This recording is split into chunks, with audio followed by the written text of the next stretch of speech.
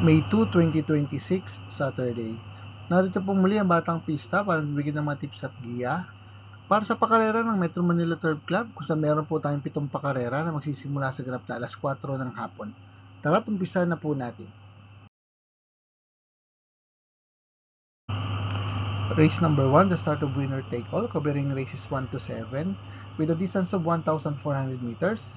3 all and above maiden race non-placers.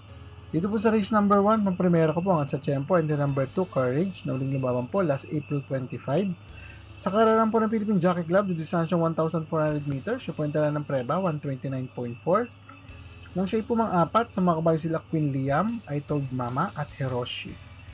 Wala pa po siyang laban sa distansya 1,400 meters, ito po sa kararang Metro Manila Turf Club. Pero last April 15, sa mixing distansya 1,200 meters, siya po yung tala magandang preba, 1 minute and 15.4 seconds.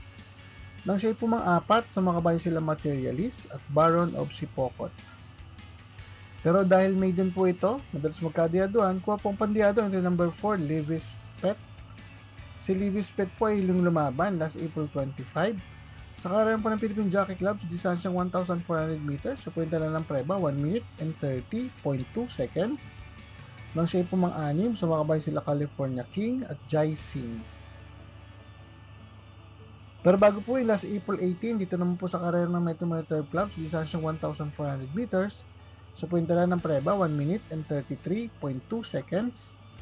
Nang siya po mang-anim, sumakabay sila We Hear You at Sky Warrior. Good luck po. Race number 2, the start of Pick 6, covering races 2 to 7 with a distance of 1,400 meters. Pillar ko, mating base on the capping system race class 4, 42 to 56 feet.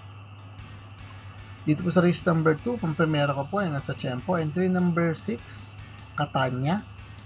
Si Catania po yung lumaban last April 18. Dito po sa karera ng Metro Manila Turf Club sa distansyang 1,400 meters. At sa puwenta na ng preba, 127.5. Nang tinalo niya, mga kabayo sila Tough Feeling at Money for Gabriel.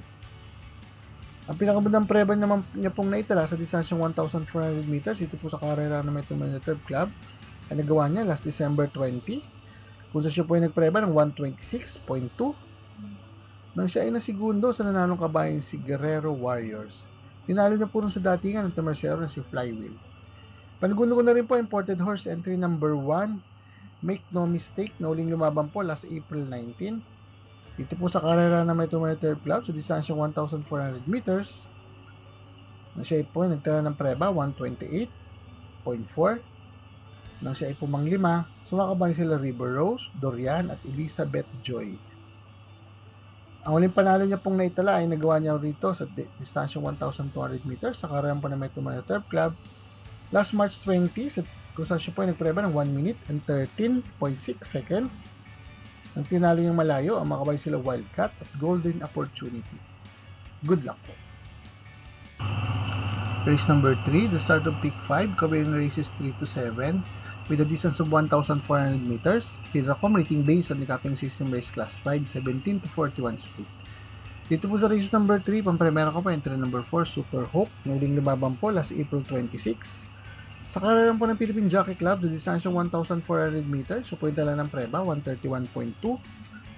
Nang siya ay pumang-5, sumakabay sila Sinag, Little Annie, Douglas Spear, at ang mga kalaban niya ngayon na si Sky Magic na pumang-4 at nagpreba naman po ng 1 minute and 30 seconds.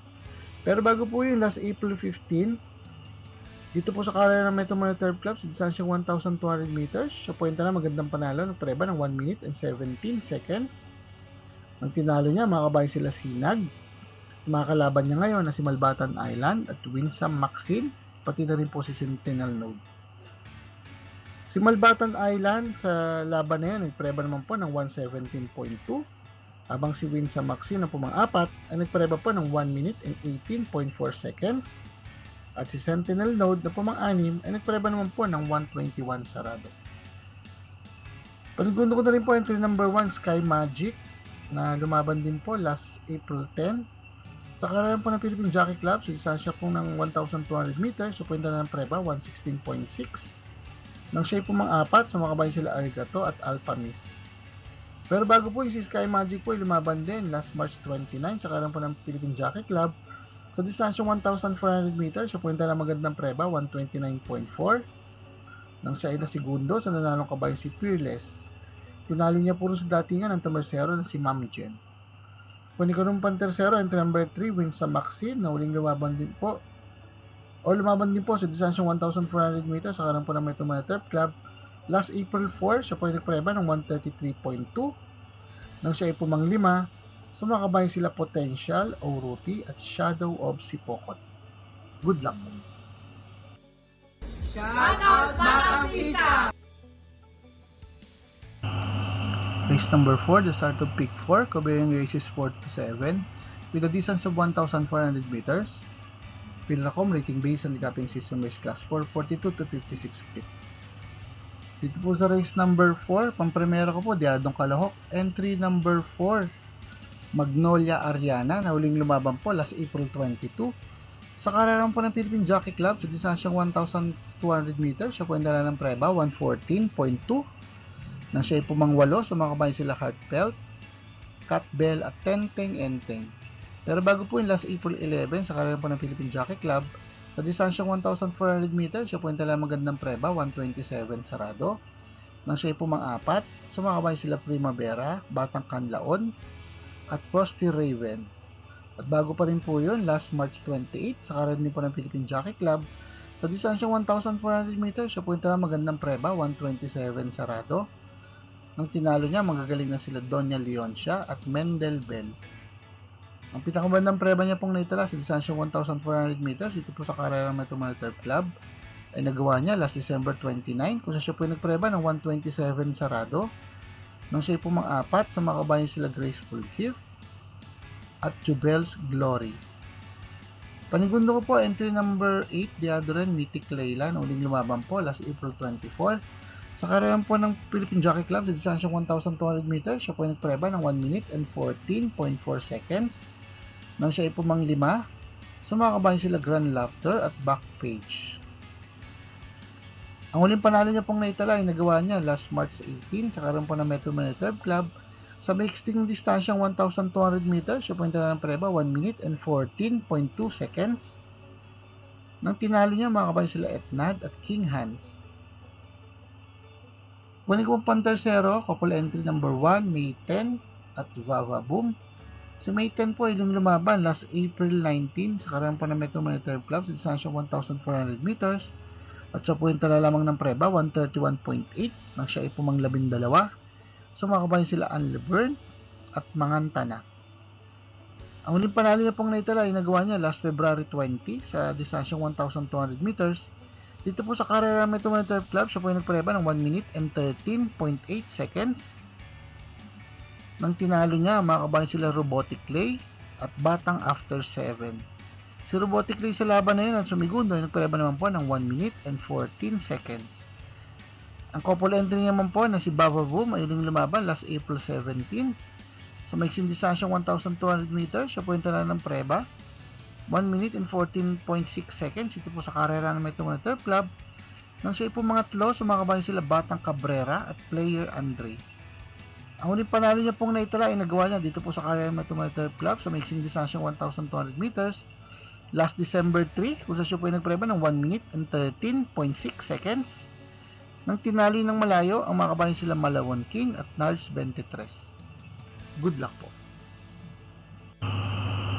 Race number 5, the last DD plus 1 event, covering races 5 to 7, with a distance of 1,400 meters, Pilracom rating based on the capping system race class 5, 17 to 41 split. Dito po sa race number 5, pampremera ko po, Diadong Kalok. Entry number 3, Giselle's Princess. Si Giselle's Princess po ay lumaban last April 19. Dito po sa karera ng Metro Manila Turf Club, sa distansyang 1,400 meters, siya po yung tala lamang ng preba, 1 minute and 33 seconds. Nang siya ay pumanglabing isa, sumakabayan sila Lady Bagred, Doña Chichay at Best Shot.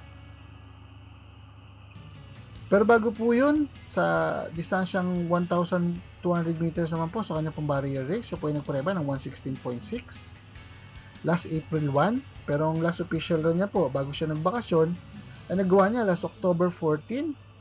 Dito po sa karera ng Metro Manila Turf Club sa distansyang 1,400 meters, kung siya po ay nagtala ng magandang preba, 127.8. Yung siya ay na segundo sa nanalong kabayan si Carried Away. Tinalo niya po sa datingan ng tumersero na si Believe in Me. Kunin yung panigundo, nagpapadyado, entry number 7, Hot Legs, na uling lumaban po last April 19. Dito po sa karera na may tumater club, sa distansyang 1,400 meters, siya po ay nagtala lamang ng preba, 131.4. Nang siya ay pumangwalo, nalamado siya, pumangwalo lang, sa mga kabayan sila Early Bird, mga kalaban niya ngayon na si Marengo at si Maki Boy. Si Marengo po sa laban na yon ay nagpreba naman po ng 1 minute and 30 seconds. Ang best time po ni Hot Legs ay nagawa niya last November 29 dito po sa karera may Third Club sa distansyang 1,400 meters sa tatakbo nila ngayon. Siya po ay nagpreba ng magandang tiyempong 127.2. Ang tinalo niya, mga kabayan sila Axis Deviation at Blame the Ghost. Kunin ko pong Pandersero ay nasilip na nakaraan. Entry number 1, 2 de Junio na uling lumaban po last April 19. Doon po sa karerang tinakbuhan nila Marengo na pinanalunan po ni Early Bird. Nang siya po mga apat, nagpreba naman po ng 1 minute and 30.4 seconds. Good luck po. Paalaala mga katropang karerista, please click like, subscribe, and hit the notification button para makatanggap ng mga updated videos and race results. Race number 6, the penultimate race with a distance of 1,400 meters. PIRACOM rating based on the capping system race class 4, 42 to 56 feet. Dito po sa race number 6, pag-primera ko po di bandera, entry number 3, Queen Marchesa. Si Queen Marchesa po yung lumaban last April 19 sa distansyang 1,400 meters. Dito po sa karera ng Metro Manila Turf Club, siya po ay na-outstanding, ngunit po mga apat lamang at nagpreba ng 128.2. Kung saan ang nanalo doon ay si Madre Taberna at Phil the Burn. Nandun din po mga kalaban niya ngayon si Walking on Sunshine na tumersero na nagpreba naman po ng 128.2. Pero bago po yung si Queen Marchesa ay nag-barrier last April 10 sa karera po ng Philippine Jockey Club. Sa distansyong 1,200 meters, siya po yung dala ng preba 1 minute and 11.6 seconds. Pero bago pa rin po yun, nung galing siya sa bakasyon, huling takbo niya ay last December 24. Sa karera po ng Philippine Jockey Club, sa distansyong 1,400 meters, siya po yung dala magandang preba 127.6. Nang siya ay pumanglima, sumakabayan sila Speed Dancer at Upscale Bell. Panigundo ko na rin po, entry number 2, Walking on Sunshine, na tumersero po sa laban nila. At kunin ko pong pang tersero, entry number 8 na si Life Gets Better, na huling lumaban po last March 21. Sa kanya pong barrier race, sa distansyong 1,200 meters, siya po yung dala ng preba, 118.2. Ang last official run niya po ay nagawa niya last January 11. Sa karayan po ng Metro Manila Turf Club, sa distansyong 1,400 meters, siya po yung nagpreba ng 128.2. Nang siya ay pumang-apat, sumakabayan sila Marvelous Maxine at Jovel's Glory. Ang pinakamandang preba niya pong natalasa ngayon sa distansyong 1,400 meters, dito po sa karera ng Metro Manila Turf Club, ay nagawa niya last December 7, kung siya po ay nagpreba ng 127.4. Nang siya ay pumang-anim, sumakabayan sila High Intensity at Catania. Good luck po. Race number 7, the last race of the day with a distance of 1,400 meters. PIRACOM rating based on the capping system race class 5, 17 to 41 speed. Dito po sa race number 7, pang-primera ko po, baka madyato pa. Entry number 8, Chef Cat. Si Chef Cat po yung lumaban last April 19. Dito po sa karera na may Turf Club sa distansyang 1,400 meters. Siya po yung tala ng preba 1 minute and 30.8 seconds. Nang siya ay pumang-anim, sumakabayan sila Early Bird, Marengo at Maki Boy. Kung yung panigundo, may magandang tinakbo na karaan. Entry number 7, Lightning Bolt, na uling lumaban po last April 19 din. Sa distansyang 1,400 meters, siya po yung tala ng mga preba ng 1 minute and 30.8 seconds. Nang siya ay nasigundo, sa nananong kabayan si Yava Dabadur. Nandun din po mga kalaban niya ngayon na si Victorious Pride na pumangatlo. At nagpreba naman po ng 131 sarado. Habang entry number 1 po, na si My Star na pumanglima ay nagpreba naman po ng 131.6. Kunin ko pong pantersero, entry number 12, Winning Shot, na uling lumaban naman po last April 17. Sa distansyong 1,200 meters, ito po sa karera ng Metro Manila Turf Club, sa kwenta na ng preba, 1 minute and 16.8 seconds. Nang siya ay nalyamado, ngunit po mga 4 lamang sa mga kabayan sila Gold and Silver at Cole Isarol. Pero bago po yung last April 4 sa distansyang 1,400 meters sa paglalabanan nila ngayon, dito po sa karera ng Metro Manila Turf Club, siya po ay nagpareba ng 1 minute and 31.8 seconds. Nang siya ay nasigundo lyamado, ngunit po mga 4 lamang sa mga kabayan sila Kalanggaman Island at Princess Isabel. Good luck po! For the complete results of these previous races, you may watch the Batang Pista Rewind results and dividend. MMTC next racing day schedule will be tomorrow, May 3, 2026, Sunday.